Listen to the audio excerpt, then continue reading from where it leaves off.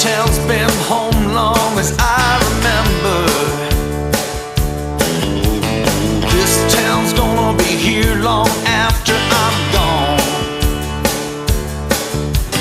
Here we all work hard and we stick together. We've been down, but we still go.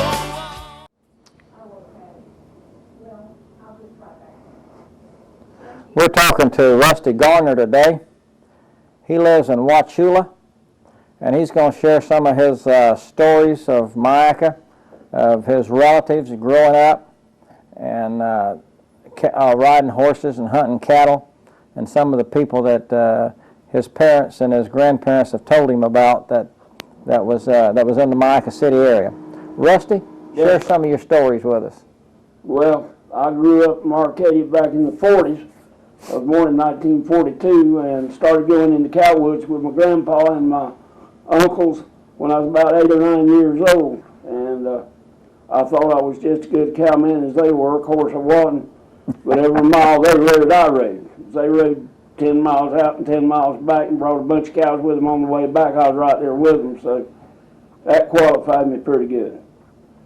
And at that time when I started, my family had a lot of land leased in what is the Port Charlotte area today. And by the 60s, all that land, was, they were beginning to survey it even in the late 50s. We asked some surveyors what they were doing out there, and they said they were platting out a town. And we asked them, well, what were you going to call the town? We thought that was the funniest thing in the world. And one of the surveyors said, well, I believe they're going to call it Port Charlotte. That's the truth. And about 10 years later, it started growing. So, but we had cattle ran down there on the open range all over the place. There was cattle guards, but no fences. Right. And there was about 5 herds on that property, and each one of them had their own area where the lead cow and the bull stayed. And you could get out there and maybe jump them, and you just let the cattle. If one run off, he'd run off and go to the bunch he was belonging to. You didn't have to do a thing about that. And usually we'd strike the cattle. We'd leave out at sun up in the morning and strike them and drive them back and be back in the cow pen about 1 o'clock that afternoon. And then we'd have a little lunch cooked in the woods, no LP gas, Dutch oven pots, and we'd have Dutch oven biscuits and country fried steak and rice and gravy. And then that afternoon about 4:30, 4:45, we'd go back and work the pens, work the cows, mark and brand the calves and all. And back in those days there were screwworms. That's right. And my job starting out in the cow pens, I was what they called a tar baby. And I had a bucket full of tar that I kept by the branding fire. And that was a 55-gallon drum. We had a little notch cut out of it where you could slip the branding irons up in there to get them red hot. And I'd keep my bucket not right at it, but close enough to keep the tar soft enough. And when they earmarked them, I'd get my handful of tar and slide it over their ears, do the little navel cords. And we didn't castrate them with a pocket knife back then. We used the thing called emasculate. That's right. Yep. And we did that. So I was a tar baby. And then we had the guy, old man Floyd Moselle. He always did our branding on the cow crew, and he would brand them and we'd turn them loose. Always saved the marking and the branding for the last part. And they'd always save calves back for me to learn the way we did it. We'd catch him by the right hind leg, and then somebody would run up on his left side and flank him and throw him down, and you held on while all the work was being done. And I noticed as I got older, the calves got bigger. And when I would walk up behind one and my chin come to about his backbone, I knew they were pulling my leg a little bit then because they were getting too big for me. But that, me and Ed Garner were the 2 biggest of the Garner boys, and we could handle them pretty much all of them. Then we had a dipping vat where we dipped the cattle. Right along in the latter part of the years down there in that area, my family really modernized. They bought them a little bean sprayer. But up to then we used the dipping vat. And in that period of time back there, I look forward to that because we always pen those cattle in the early summer, like late May to mid-June. We were down there in the woods. We had an old 2-sided shed built up off the ground about 6 inches, the board floor, and we slept on pallets under skeeter bars. And that's how we stayed down there. Didn't have any electric power running to the place or anything else. And we brought water in 55-gallon drums from the DeSoto County area up near Arcadia and took that down there for cooking and everything. So anyhow, I enjoyed those years, and we'd always go back in the fall and touch up what, was too small to mark and brand and do those things with. And then we always made another trip back down there in between just to ride and, look the cattle over, and that'd take several days just to ride over the darn thing, And always just for the heck of it, you used to take an axe with us and cut some swamp cabbage to bring home and fix. Come home with about 6 head of cabbage tied off to your saddle, 3 on each side. There's a story in that on how to tie them together and tote them. But that was about it. That got my early start, and I started in the woods. My grandfather died in 1951, and he'd promised me that the next summer he would start taking me full time in the woods. So at that time I was 9 years old. Well, he died in July 1951, but I went that year in June of 52, so I was 10 years old, but I'd already been down there riding with him some. And that's about it for that part of my growing up around the cow business. But I got an early start just by watching them and being in the pens. I've seen them walk through a set of pens they didn't have their horns trimmed or anything, and walk through a bunch of cattle in the pens with the sharpest horns you ever saw. But they knew which cow to catch it. They knew, and I learned that as time went on. It looked foolish. First time I ever saw it, I was scared to death for them, but they knew how to work cattle, and they didn't rush them or crowd them. There's a lot of people growing up today that I know for a fact my ancestors wouldn't let them get around the cow of theirs. That's right. I mean, they knew how to work cattle, they knew cattle, and they didn't do anything to booger them, but they could also make them get up and go if they had to. They were good cowmen. There wasn't a man in the bunch with a lariat back in those days. But 2 or 3 out of the 6, is usually on the cow crew, had tie ropes and hemp tie ropes. And the dogs would nip by the nose. They didn't go to their ears and shred them off their heads. They would nip at the nose, and one of them would jump down off his horse and grab that cow by the tail, and the next thing you know, that cow's flat of his back. They jerk the tail up between her hind legs and get that tie rope going and tie off to her hind leg and bring it up under her front quarter there and tie a slip knot in it, and she'd be there till the cows come home, or you'd go get something to load her up with, and that's how we tied them. And that we didn't rope and scare heck out of everything with roping and the lariats. As time went on, we did have to have lariats in the screwworm days in some of those pastures because you had to catch those calves. And that was another one of my jobs, is beating the cow off the guy that was doctoring the Yes, that's always a problem. And what we would do, we'd take a pickup or an old Jeep or something, and when we roped him, we'd throw the calf up the back of the Jeep or the pickup, and that's where we had to doctor the screwworm calf.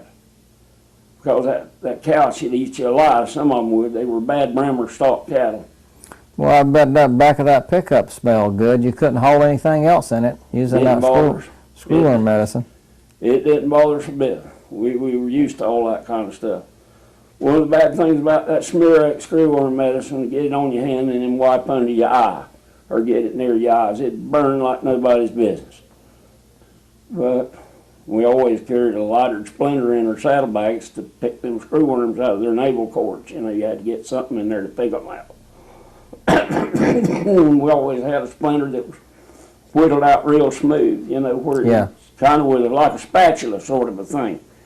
And a lighter splinter never would wear out, and it'd do the job good.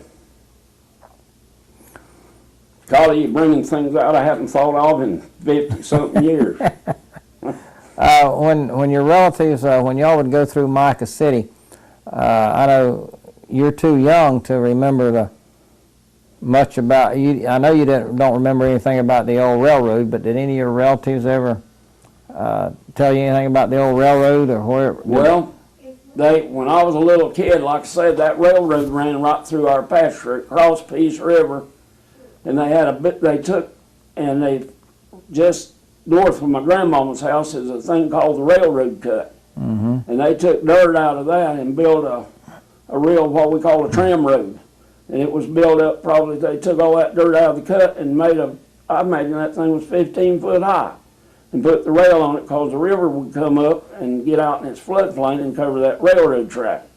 So they took that fill in there and built a trestle up to the fill, and some of that old trestle is probably still there if somebody hadn't gone in there and cut it out. But yeah, they called that old train, they called it the Hooter. That was the name they called it. I don't know why they called it the Hooter, but that's what Daddy and all, Grandpa and all, I'd hear them referring to that old Hooter coming. They'd hear it blowing the whistle, and that's what they called it.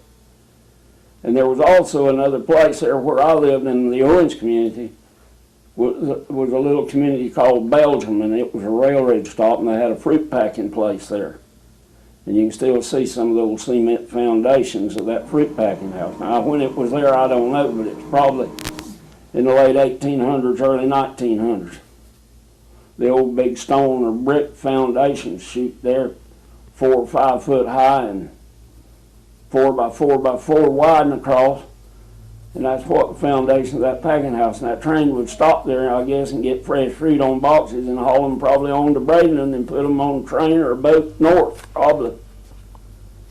But it was there, and that old train would come through there. They said not every day, but it would make a run through there. Didn't go ask them. Of course, my idea was how fast will something go back in those days. Said you could walk alongside of it and probably do about as good as it could do on its best day. So I don't know how long it'd take from Arcadia to Myakka City. Probably pretty much, I have no idea. I imagine it not along with 8 or 9 miles an hour, maybe 10, maybe faster. But I remember as a kid, I'd go along that old railroad thing, and there were still some of the old rotted ties there. And I wished I'd have kept them. The old spikes had a number on them of the year they drove that spike, you see. And Yeah, I'd like to see some of those. yeah, I would too. I had a bunch of them at one time when I was a little boy. I collected a bunch of them, but I don't know whatever come of them. You do? Would you happen to know anybody that's got one? No, I sure wouldn't. Because that'd be something good for us to have for a homecoming. Show people. I sure don't know. But back when I was a boy growing up in the 40s, I could see them. They were still there. If the post had rotted down, some of it's still there. The cross tie, they were laying there, you know, and I'd pick them up and take them with me. But I can't remember what the numbers were on them, but they all had a number on the head of them. Well, when the train came through Myakka City, we had about 3 turpentine villages there in Myakka City. Did they have any on your relatives? Remember any of them? Down in the area where I was telling you, Port Charlotte and all that area, to clarify where that was, where Kings Highway, back when I was a kid and we had the woods, cow woods down there, Kings Highway was a dirt road. And our cow pen sat right there where there's a public shopping center at Kings Highway and I-75 intersection. Right. And if you went in there and dug deep enough under that public shopping center, you'd find sign of an old Garner set of cow pens and a dipping vat there. I've often thought about going down there one day and say, you know, there's a toxic dipping vat underneath your store. They'd dig up hell and half of Georgia to get rid of it, wouldn't they? But that's where our cow pen set, almost exactly there, and then the cow camp itself was about a half quarter south of there. But Across Kings Highway to the south. To the south, southwest. Yeah, but Kings Highway and I-75 was right there at it. That was headquarters. But I really got a good education listening to my uncles and my daddy and all them old timers talking, you know, the Mazels. Yeah. And then there was some Mazels out there at Pine Level, you know, that ran cattle from Pine Level clean across yonder to Myakka City and to DeSoto County on toward Arcadia. Yeah, Pine Level, when it was the county seat, there was a lot of Mazels there. Yeah. We went to the Pine Level Cemetery looking for old timers, and there's a lot of Mazels in there. I'm pretty sure. I've never been to it, and I'm going to go there one day. My great-grandfather, Daniel Garner, is buried in there. And the story goes, or got back to me, and I don't know my cousin told it that his uncle told him that in 1853 that my great-grandfather was sitting on his mama's lap, a toddler, when they came into the DeSoto County Pine Level area with an ox cart, 2 oxen and a cart, and he was sitting on his mama's lap. That's what he told through the families. Daniel. And that was in 1853. Yeah, Daniel Garner. I That's think it. his middle initial might have been Whit, D.W. Because my grandfather was named after him, and his name was Daniel Whitley Garner, and he was named Whit. My grandfather was Whit Garner. Did they, was it, the timber, was it all gone when you, I know the turpentine was, but the timber, was it about all cut? Yeah, Lord, and I'd hear them talk about that. I'd hear them talking about, Lord of mercy, do you remember what this strand through here, how big the pine timber was? They went in there, and this was something else, and I thought it was the neatest thing in the world. You got leather strings all over you, saddles for tie ropes and different things. And the woods was full of these little terracotta tile cups. Yeah, that's right. And I thought those was the neatest thing. Mom always kept over her sink on the drain board or somewhere a potato or a avocado seed or a potato, and grow a potato vine, you know, on and I would bring home. I'd ride along on my horse, and if I got a chance, I'd get down and I'd pick up the ones that were not broken. There were hundreds of them broken all over the woods, probably thousands of them. They were an orange-colored terracotta tile, and it's what called that turpentine. That's right. And a lot of them were broken. As a matter of fact, if you saw a pile of them broken, you certainly didn't ride your horse through it. You rode around it. But if I saw some that weren't broken, I'd pick them up and tie them on the saddle. And then when we got through it, we ended a couple of weeks, and I got back home, I gave them to my mama to use a little flower pot. And they were little, they weren't big, maybe a quart or less. And that's what they tied. You can still see some of the old stumps around there that had the V's cut in it where they'd got that turpentine out of that tree. And Lord, lighter knots, man, you didn't have any trouble finding something to cook with or heat back then. And I bet you can't find a lighter knot anywhere anymore. Yes, they're hard to find. Yeah, my daddy'd rather get up on Saturday morning and go hunt lighter knots in the wintertime to eat when he was hungry. He loved his lighter knot. I'd go with him. We'd go down there in that Charlotte County pasture and come home with a pickup load of lighter knot. Well, the horses and the cows that y'all ran, were those cracker cows and Spanish horses? Yeah, a lot of them were. What they got, a lot of their horses. My dad was born in 1915, and he recalls as a young boy, don't get caught in front of the horse, but remind me of driving a bunch of steers from somewhere in DeSoto County to Tampa and Myakka Head. That's another story, but I don't want to get ahead of myself. They would get their horses off of what they called the Myakka Marsh. And a lot of those horses came there, and evidently there were some people out there in Myakka City back in those days, and names that come to mind are Small Britain, and I believe another name that come up quite a bit was a Hancock. Yes, yes. And then there was another family. They lived, that Hancocks lived right there in Myakka City, and the Albritons lived in Myakka. Yeah, now these, at that time I'm telling you, my uncles, they were all in their 70s. They were all up in their 70s. My grandpa was 61 when he died in 51, but all these people that's talking this were in their 70s then, so you gotta, I don't know how old these Hancocks and Albritons was, but I think what would happen, those people out in the Myakka City area, I don't know how they worked it out. I know if I was back in those days, I'd probably slip over to you one evening and said, you seen that little bay mare over there on Myakka Marsh with that blaze face? Wonder who's got their eye on that one now, because she's going to make a heck of a mare. I don't know how they worked it out. I get the feeling that there was people in Myakka City that kind of kept things in order, because if you didn't, you'd have a dang shootout. Some special horse show up out there, and you had to have somebody to regulate it, you know. And I'm sure they were all congenial with one another. I've often thought about how in the world would they work that out.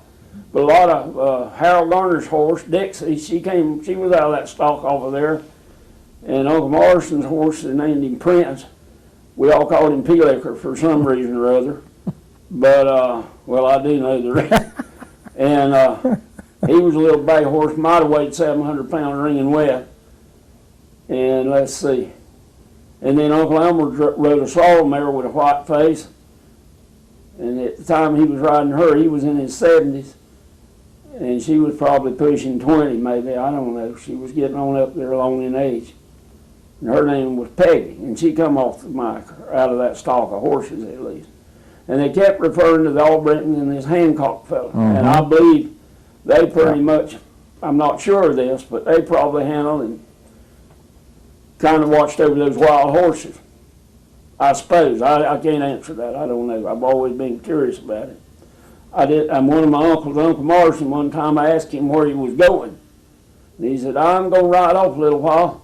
And I asked him, could I go with him? You know what he told me? He said, yep, you won't ask so many damn questions. And I wish I'd asked him 100 more, you know, about things. Because he was one of my favorite uncles, and he told me a lot of things. When y'all was working those cows, where did y'all sell them? Arcadia Market. Arcadia Market? Yeah, we had a straight job cow truck, and in my lifetime we went through 3 of them. And the first one I remember was about a 1941, probably 42 Chevy truck with a regular standard full-size straight job cow body on it. Then if we had a bunch to move, Jack Duncan or somebody like that would come down there with a semi and move them. But usually we could handle what we needed, taking them up there. Every sale was on Wednesday, and we had a holding area for them, and we could haul one up there every evening. And when we got through working about 9 or 10 o'clock, the work just started sometimes at that time of night, and we'd load up a cow truck and take a bunch of them on up to Arcadia and unload them there. But never no more longer than probably 3 days ahead of a sale, but we could get several loads in there. The guy that used to, I can't think of it, Bill Hamilton, used to own the Tampa market and the Lakeland market. And he was telling me that, because we was talking about the gooseneck trailer, and when I was talking to Richard Kersey, we were thinking it was sometime in the 60s or something that the gooseneck came out. But Bill Hamilton used to tell me that was his job on to get the cow trucks arranged to haul them cows after the market. And some of them you know, some of them old boomers, they used to build their cow body on that truck out of lumber, and you could only get about 1 or 2 cows in there because it was so heavy. Yeah. Well, I don't know, that deuce and a half, I guess, is what they were. You've seen just a straight job cow truck, not a little one that you hauled half a dozen goats to market. I'm talking, well, but the cattle, you look at the cattle back in those days, I mean, they wasn't like cattle today. No. Good Lord, I'd have never survived if I was a young and rim cattle like we got today. Our stuff down there in DeSoto County, big cattle.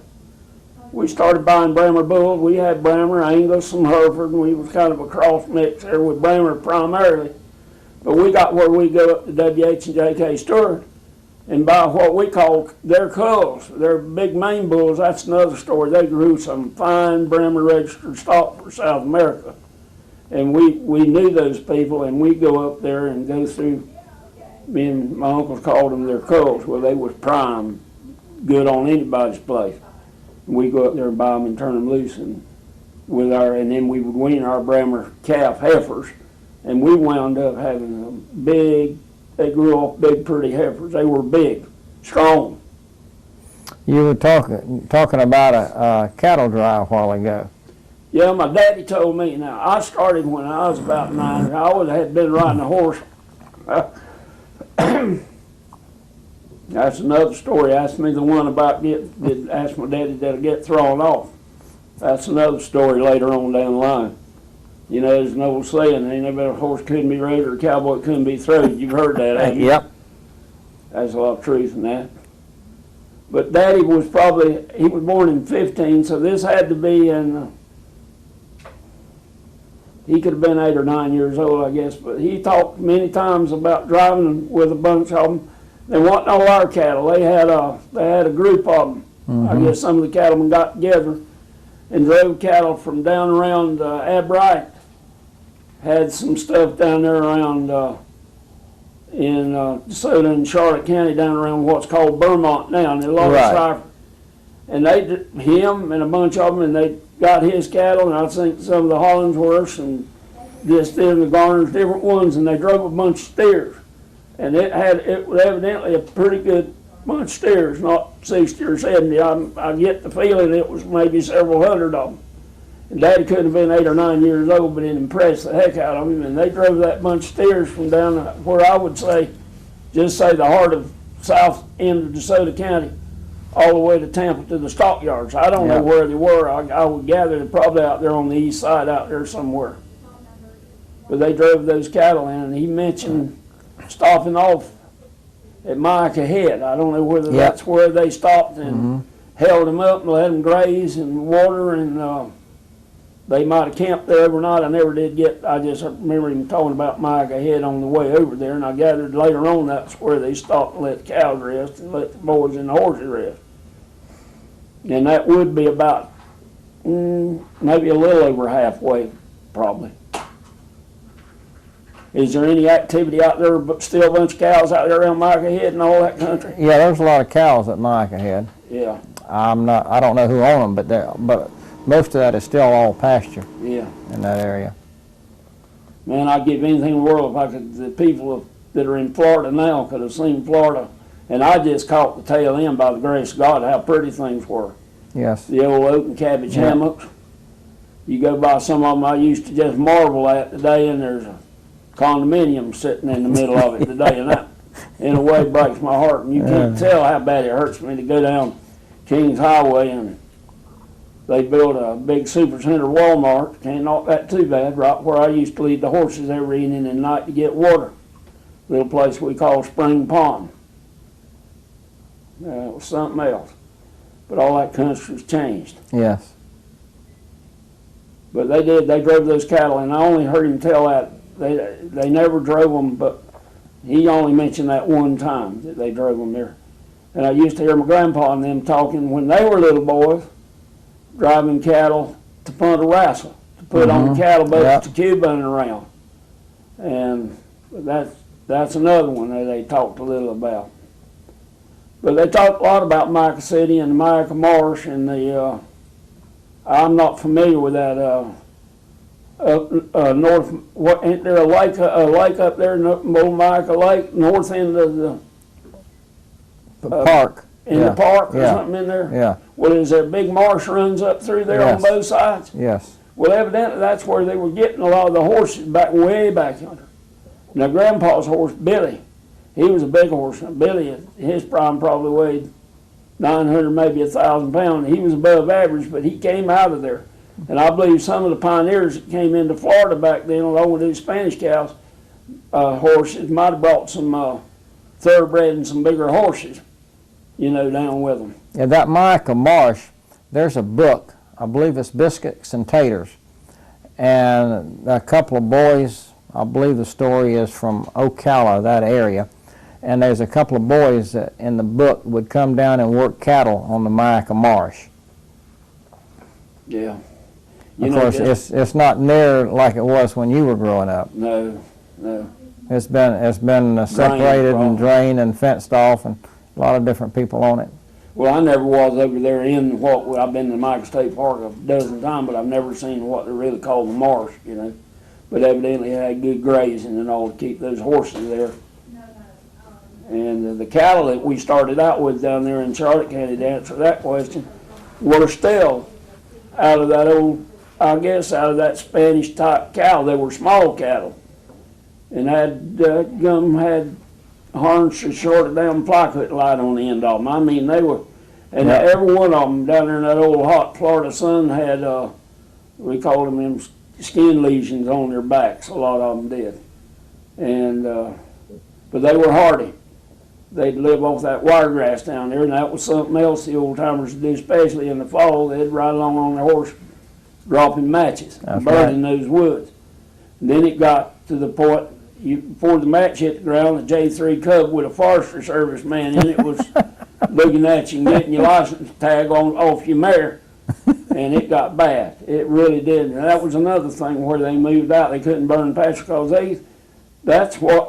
there was times down there that grass got scarce, and that good green wiregrass fresh, those cows would eat the heck out of it. And get fat on it. Get fat on it. They were hardy. And then when we moved them out of there, a lot of those cattle, and moved them up to Lily, up on Lily Grade, up on the north end, just before you get to Hardy County line. Put some of those same cattle up there, and in 2 years you wouldn't know them. They had fattened up and grown on out. But those are just some of my memories. There's another cattleman out. Have you ever heard of a place called the Windy Sawgrass Ranch? Yes. Well, Ab Wright, he was an old uncle, well, by marriage, and he was one of the old Florida cattlemen. And he had I don't know whether he owned it totally but he had cattle out there. And I remember going out with him and his daughter, who was my aunt, to the Windy Sawgrass. I just loved the way that sounded. The name of it, the Windy Sawgrass. Never saw any sawgrass there, but I assume there was some around somewhere. And there was an old cow camp there that I remember going to as a kid when couldn't have been much more than 4 or 5 years old. But I remember all the cowboys were gathered up there, and they were working cattle. And Ab Wright drove those cattle later on, they said, from the Windy Sawgrass clean down around in there to his place down around Vermont. So that's pretty good undertaking to drive a bunch of cows across there in the early 40s, and that's when they drove them over there. Mid to late, probably right after the war, I imagine. Well, did y'all break any of your horses? When you got them off the marsh, you had to break them? I don't know who broke them out, but this goes into another story. All my old uncles, like I said, was getting old. And I can relate to the time of this is about 1956, because I remember my Uncle Elmer, the one that rode the mare Peggy. Peggy was getting a little long in age, and he was looking for another little mare. He always liked mares. And I knew what was coming every time he drove in the yard. But he'd drive in the yard, and now he had him a Pontiac. That was in the years when they started coming around with that wraparound windshield. I thought that was the funniest thing in the world. And Uncle Elmer with his old felt hat with not a crease in it, the horse cartwright hat's what he wore. And he'd drive up, and he wouldn't buzz the horn, he'd just tap, tap, tap it. And I'd go, "Hey, Uncle Elmer, how you doing? What can I do for you?" And I knew what he wanted before I ever even asked that question. But I'd walk around the car, he never would even get out. He said, "Rusty, you know, old man so-and-so out yonder at Myakka City, it's usually a name like Hancock keeps coming up." And I said, "Yes, sir." "Well, he's got a fine little mare out there. She's green broke and handling good," he says. He said. "And when we go in the woods this summer," now at that time I'm 15, probably.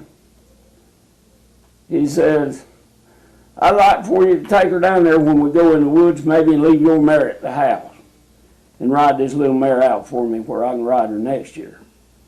Would that be all right with you?" "Well, of course, heck yeah, that's all right. Got to do it, haven't you?" "Well, you should have tried out some of them green broke mares from Myakka City. I've seen daggum broncs at the Arcady Rodeo couldn't hold a candle to these animals." And but I'd ride them out, and most usually it bore no fruit. I'd ride them out for them and get them to working pretty good, and then they'd go some other direction. But that happened to me more than once, and it was usually Uncle Elmer would come to me about riding out the little green broke mare. There were some good days, though. You had a lot of respect for those old guys. They were good men, and I'm fortunate, and thank God I grew up in an era. I just caught the tail end of it. It was what I rode in on their coattails.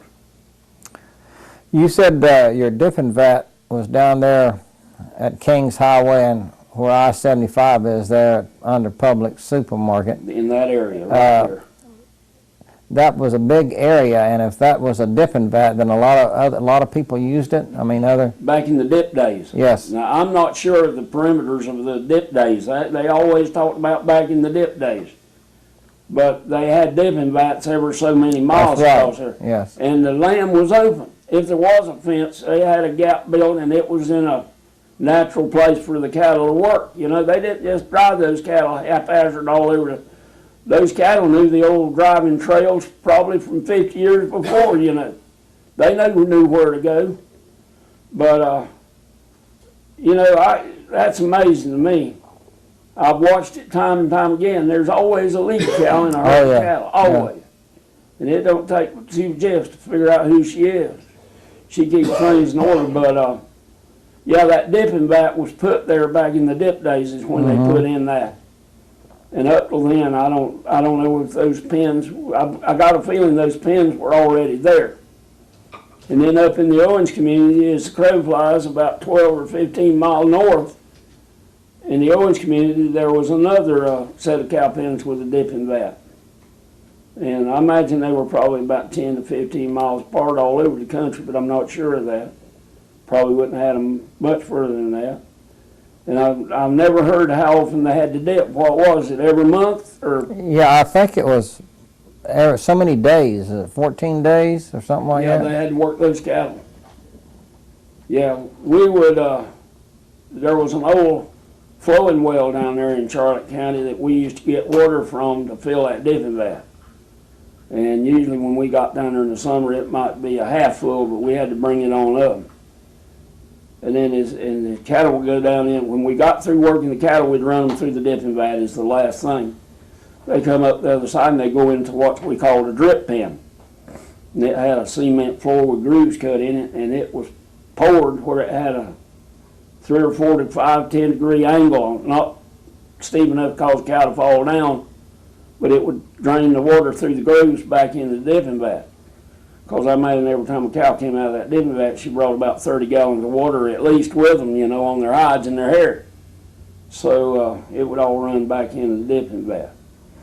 And that holding pen would probably hold about 8 to 10 head maybe that we had up there. And you had a gate there you had to work. You couldn't let the cows come out of the pen into the dipping vat because you could have a drowning there in a heartbeat. You had to work that gate.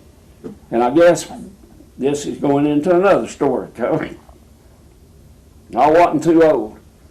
And Uncle Marston, again, he told me, one evening we got through working everything, got ready to dip, and Uncle Marston kind of pointed casually and he said, "You work that gate up there this afternoon, Rusty." And I said, what gate? "That one up yonder," he said. Well, there wasn't another gate in the world, but the dipping vat holding pen gate was the only thing in that direction. Boy, if you don't think I didn't strut up there and gather hold of that gate, I knew I'd made it then. Because, if you messed up there, they'd just probably take you out and tack your hide to the wall. But that was the first time that they trusted me with, I might have been 14 or 15 when that happened. But you had to be careful not to let cows in that drip pen go back down the vat. And had to make sure you had the gate open where they could come in and not stand there and stall, or the other ones would come in there. And then you'd get them stacked on top of one another, then you did have a problem.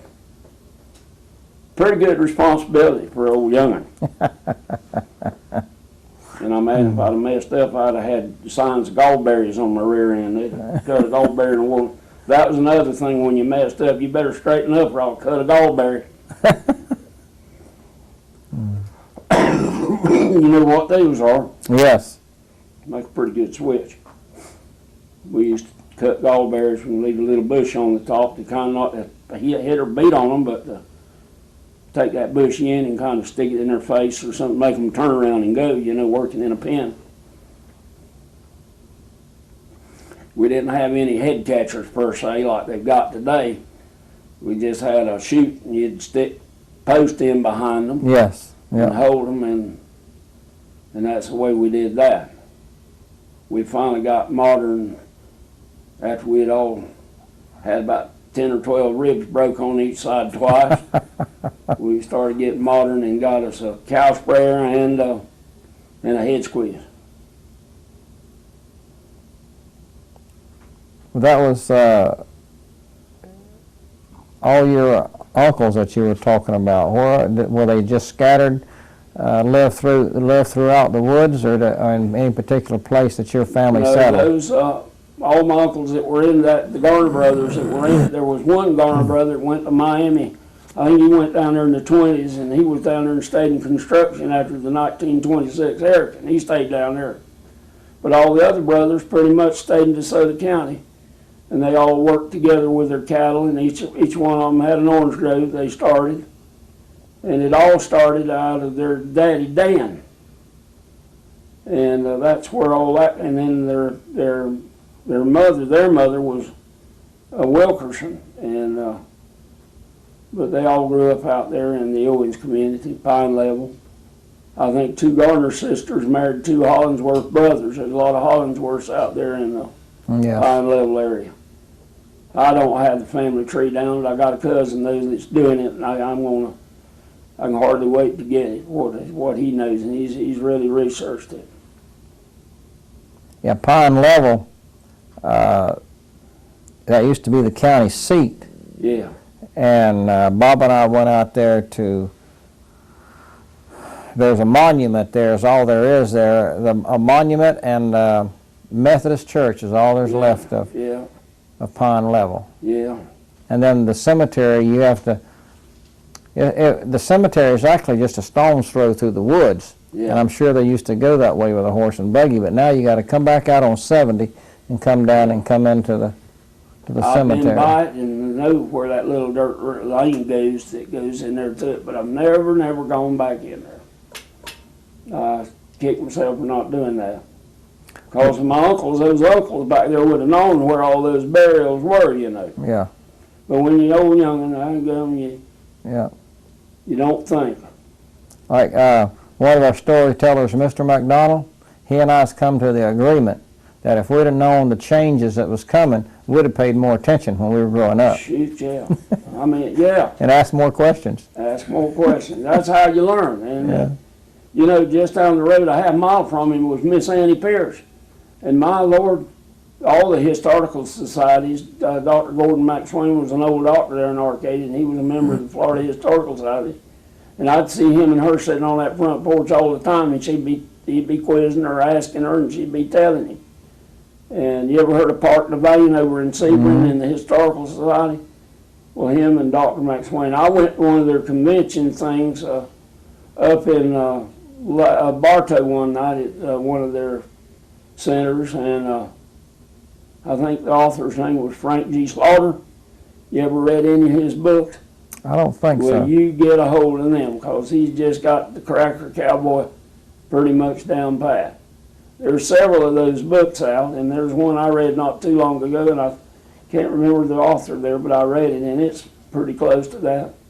Live from the Devil by White Blassingame. You ever read that one? No, I've heard people told me about that. Because that just sticks you right in the Arcadia, Pine Level area. When the old boy rides his horse to Tampa, it's the same time that you could ride a horse from here to Tampa, you know. He did a lot of research on that. And the girl that he wrote about that was born in the Okeechobee Storm, and I guess that one was in 1928, killed all them people down there. Yes. She's alive to this day and worked out there until she finally retired. She was named, her maiden name was Okeechobee Parker. And when she grew up, she married a guy named Bateman.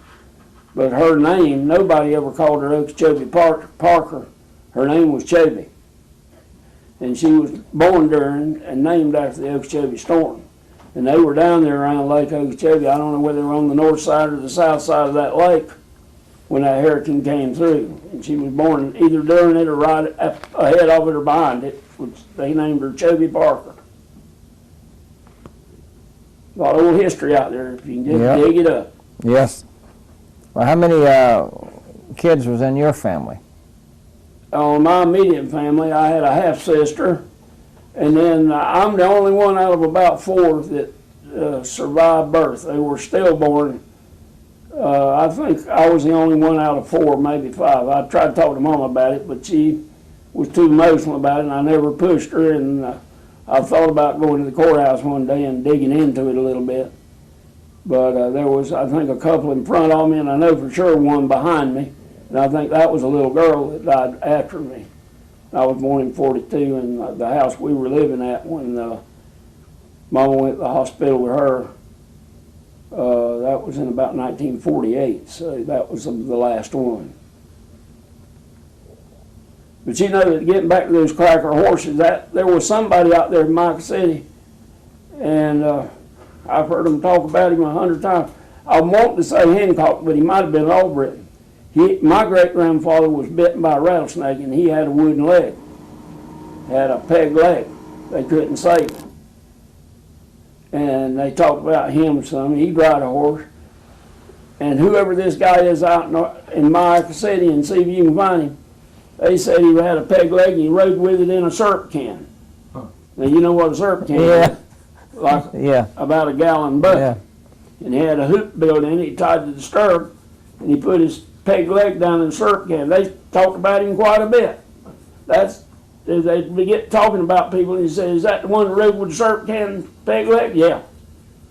And he was out there in Myakka City somewhere. See if you can dig him up. Have you ever heard of him? No. You're the first storyteller that's related that story. Ha. You don't Now, remember? if you want some real stories, you get me off to the side, and I'll tell you something about Richard Kersey. No, he's a good friend of mine, as good a friend as I ever had. Richard's the same. If I hadn't seen him in 100 years, he's the same every time I see him. What, baby? Just listening. But that, Richard Kersey was relating a story about you, that the best he could remember, that you were in FFA. Yeah. And that y'all were at a state convention or something, and you played a banjo. Played guitar. Guitar. Now he remembered that. Yeah. We had a little FFA string band, and we took it to Daytona for the state FFA convention. And we thought we were hot. And we got up there and played and thought we'd done great. And a little group of boys from our competitors from Turkey Creek up there around Plant City, Yep. they stepped up on stage and said, "Pack your instruments, boys, the game's over." And they won state that year. They were good. And they always had a strong band. And then I won the state harmonica championship. Maybe, I don't know if he remembers that. And that same year. That was, I don't know, 57, 58 or 9, somewhere back there. Do you ever Get play? kissed by? Huh? Who did you get kissed by? Oh, Lord, now I'm getting off. Okay, this is a horse story, too. This horse here didn't come from Mike or Mark. The winning that title got me, they called my ag teacher and said to have Rusty at the Tampa Fair for Ag Day. We wanted to entertain. So I grabbed my harmonicas up and went to the Tampa Fair. And the FFA sweetheart was from our chapter, Sally McSwain, and she went over there to sing and do her thing. Well, when we got there, there was this was the old Tampa Fairground. Yes. Had an old racetrack oval, and in the middle there was where we performed. And I noticed this big horse, fancy horse trailer, and these big buses like you wouldn't believe they're parked. I said, "Boy, them things is nice, aren't they?" And we was all sitting out there on the stage in lawn chairs. And I'd been going to the picture show every Saturday afternoon to watch Gene Autry and Roy Rogers and Dale Evans and Johnny Mac Brown and all of them. And I got looking down there, and I saw this white hat coming up the steps, and the prettiest royal blue cowboy outfit and 2 silver 6-shooters with pearl handles. And daggone if it wasn't Roy Rogers and Dale Evans. And they performed. And that was quite a deal for an old tater-eating country boy from DeSoto County. And anyhow, we did our thing, and they both complimented me, and Dale eased over and gave me a peck on the cheek. Didn't wash that cheekbone for a year. Just left it up there to rot, you know. But they were just as nice as they could be. Real, you know, they took time with those youngins. Real good people. Were you in the DeSoto County FFA? Yeah. Yeah. All 4 years of high school. I think Johnny, Richard and Johnny were too, I'm pretty sure. Yes. Yeah, we had an ag teacher named Bill Fletcher. He was a champ. But a lot of the old, you know, the old cowmen and cowboys, the old You know, they're just about all of them gone. Buddy Browning, Hubert Albritton, a lot of them, and I'm missing a lot when I name those because there's just as many more that came along back then, you know, that were good cowmen. Had cow sense. Yes. Oh, that's what you were talking about a while ago in the cow pens. You don't now with insurance like it is. Oh yeah. We had a guy speak at the Florida Cattlemen's meeting one time about the insurance, and a guy can't just go out there anymore and rope a cow. They call them train wrecks when the cow and the cowboy and the horse all get together and get hurt. Yeah. But the guy in charge, the foreman, he has to tell somebody if he wants the cow roped now, and you can't put a dog on them because Humane Society. well, it's just getting hurt in your insurance. My Lord of mercy. Yeah, Well, I'm sure glad I didn't go through those areas.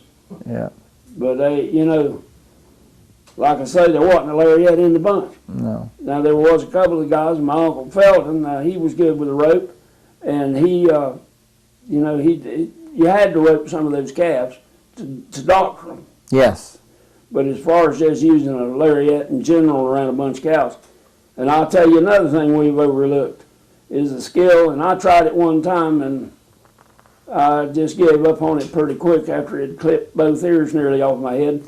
Was cow whip. yeah, Now those old timers could flat use a cow whip with no effort. with no effort and pop it within that far of their ear. Let them know they were there, you know, or right off maybe the tip of their nose. I've seen them shake their head and say, "Please don't do that anymore," and they go on, you know. And nothing in the world sounds any better than to hear a cow whip in a pine timber strand of That's pine right. timber. That's pretty. And they could flat pop them. But I never did get, I could make it sputter, but I never could really pop it good. Two things that I like is the sound of the cow whip, but I still like those old Brahma cows.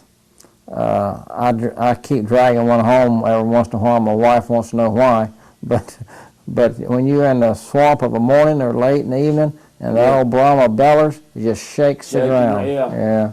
Yeah, they got a different kind of a sound to them. I've always said I'd like to have a bunch of Brahma cattle on a big, fine piece of pasture with Pangola grass about that high. And those Brahma cows and bulls and heifers and their calves out there in it. That's a pretty sight. I've seen Yeah. that. Hardly nobody, I don't even think, plants Pangola anymore, but that used to be a grass that we used a lot of. And it's still good. We just don't plant Oh, yeah, much of it. yeah. Yeah, it's still good grass. Makes good hay. Yes. We used to bale it up, and we'd cut it, and windrow it up and throw it on a trailer and broadcast it with hands. We didn't have that whirligig thing to scatter it. About 4 young'uns on the back of a little trailer could do that job just as well. That's right. But they were good days, and I'm glad I came along the tail end of it to see it. Yes. That was a lot. We got to see a lot of history at the tail end of it. Yeah, sure did. The now we've got air conditioning and heating. You're talking about your dad going and gathering ladder knots. We used to go gather ladder knots just before winter time. I mean, the old Model A truck, Absolutely. 2 or 3 times, having that old pot belly stove in the living room would just glow red. Glow. You could turn her up. We had an old fireplace and would burn up on one side and freeze on the other. That's But right. it knocked chill off of a house. It would do that. And that was good. I'm sure other things will come to mind as I sit here tonight thinking that I wish I'd have mentioned to you. But, it was something to see that a lot of kids, they can't fathom that anymore. Now, out west, I'm sure they still have that. But you get several hundred head of cows strung out, and you got your outriders and your pushers and the old lead cow up there and old boy on a horse leading back to where they're going, that old lead cow right behind him following along. That's pretty, Yeah, there's not, some of the ranches are still big enough in the state for that, but we don't have, not like they used to. No, Of course, the open range is when a lot of that was pretty. You didn't see a fence for miles. That's right. Well, now everybody, and us included down there, we got what we call trapping crevices. You know, it might not be but 10 acres. But we built it around the cow pens, and then when we got ready to gather 2 or 3 weeks ahead of time, we'd start going down there and blowing the horn, and cattle would come in the trapping crevice, and we'd feed them hay and pellets. That's right. And then one day, surprise, we'd shut the gate behind them. Then go down there on Wednesday morning, that's when the Arcadia sale was on. We'd saddle up, run down there, and have them in the pen in 20 minutes, and that was it. And that was another thing that went down the drain, was your horse, because you quit riding them like, you know, you get a horse to work, you got to ride them a lot. And that's where horses started going downhill. You know, as far as working them around cattle. Yeah, I use pellets. You know, that's what we got where we would do. We go down there with 5 or 6 head of boys and trap them with those pellets, and we'd have them in the pens in sometimes less than 20 minutes. Run them down a wing and into the pen, work them and turn them out and go again. That was the easy way. Yep. Well, Rusty, we appreciate it. Yeah. We'll have to dig into this a little more one day. Okay. Things come to mind. Go out there and scratch around and see if you can find anybody that knows these people. Particularly, I'd like to know the name of that man that rode with his peg leg in a syrup can. Yeah, I was. See if anybody out there remembers that. See, that's something that no other storytellers related. Some guy riding a horse with his leg in a syrup can. He had a peg leg. And I guess he had it wired around, a heavy wire there to tie it to his stirrup. Yes, sir. I don't know how my grandpa rode. He had a peg leg too. Didn't say what he rode or what he put his foot in. Might not. I used to ride a lot because my hip hurt so bad, got to where it was hurting later on. Unless I was really having to ride pretty hard, I'd ride with my left leg just hanging down straight, and that relieved the pressure on whatever it was hurting a little bit. So he might have just rode along with his leg dangling.